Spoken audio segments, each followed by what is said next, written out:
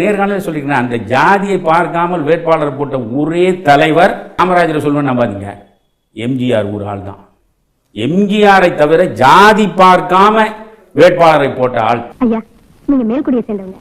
தாழ்த்தப்பட்ட ஜாதி உயர்த்தப்பட்ட ஜாதிங்க இந்த கேள்வி கேட்ட சமுதாயம் பண்ணி வச்ச குடும்பமா? தன்னை மட்டுமே நம்பி ஆக்காளன் என்னை முகத்துல முன்னால நிறுத்தி தான் ஓட்டு போடுவாங்க. ஆமாம், எனக்கு தெரிஞ்சதெல்லாம் ஒரே ஒரு ஜாதி தான், மனித ஜாதி தான். நீங்க திருநெல்வேலியில போயிட்டு ஜிஆர் எட்மண்ட் மீனவ சமுதாயத்தை சேர்ந்தவர்.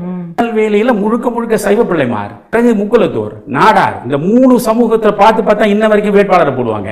இந்த 3 சமூகத்தும் இல்லாத மிகச் சிறுபான்மை அந்த மனிதன் நிக்க வச்சு வெற்றி பெற்றார். அவர் ஆரம் வீரப்பனை அங்க கொண்டு போய் நிக்க வச்சு அவர் வெற்றி பெற்றாரு. அப்போ நீங்க பாத்துங்க, ஆரம் வீரப்பன் வந்து என்ன பெரும்பான்மை சாதியை சார்ந்தவரா?